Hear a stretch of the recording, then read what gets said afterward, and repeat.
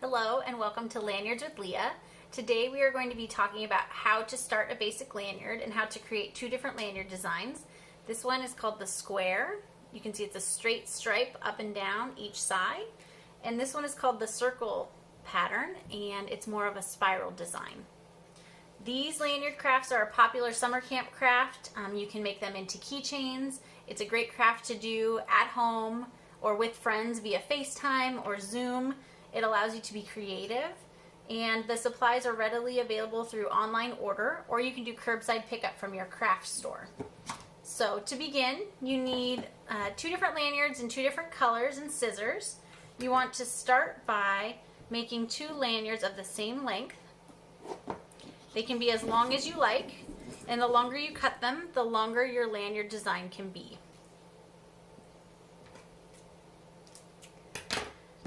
Once you have your two colors cut evenly, you want to find the middle, and you can do this by folding them in half and tugging on the loop on the other end, and you will cross them. The lanyard that's on the bottom, this yellow color in this case, is going to form the two original loops. So you want to cross it over, and you see you have two loops. The other lanyard is going to cross over the first loop and under the second loop. And we'll do the same thing on the other side. Over the first loop and under the second loop. When you see that you have kind of this tic-tac-toe pattern, you're going to go ahead and pull evenly on all four strings. And this will be the basic starting point for both designs.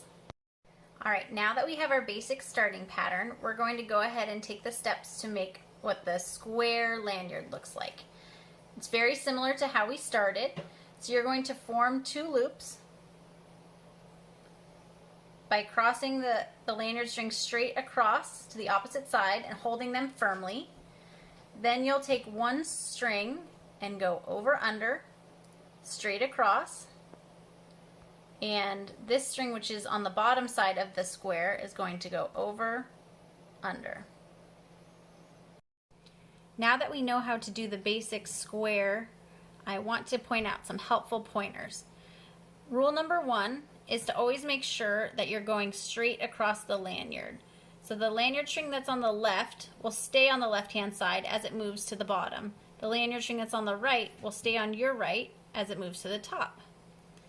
The same thing is true of the side strings. So this lanyard is on the top part of the square, and it will go over under above the other one, which will stay on the bottom and also go over under. Something important to check for is to make sure that your lanyard string is not twisted like this.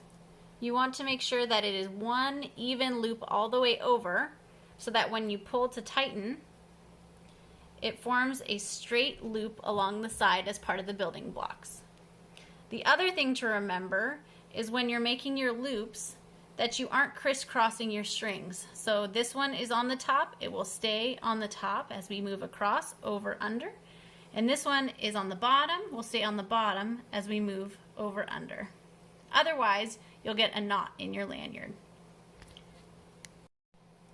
One other important tip is to pull evenly on all four strings at the same time. So once you complete your over under on both sides, you check to make sure you don't have any twisties on either side and your middle strings are not crisscrossing. You grab all four strings at the same time and pull gently. You want to have as close to a little square in the middle to start each time. You can continue your pattern until you run out of lanyard, or you can switch it up to the circle pattern that I'm going to teach you next. Next, we're going to talk about this circle spiral pattern. You'll find out that it's really similar to the square that I just taught you with one adjustment. So, when you look at your square, normally you would just go straight down when you form your loops. The square pattern is just a small adjustment. So this lanyard string is on my right. I'm going to bring it over to the lower left-hand side, and the string that's on the lower left-hand side is going to come up on the upper right-hand side.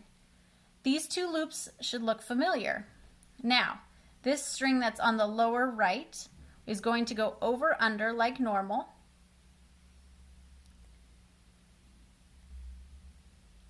But instead of ending up on the bottom, it's going to end up on top of the other lanyard string.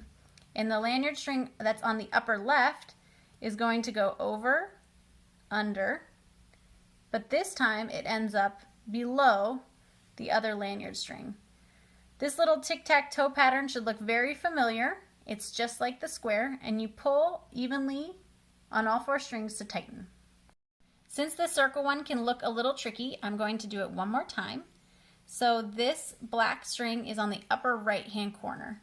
It's going to come down across to the lower left-hand corner and form a loop.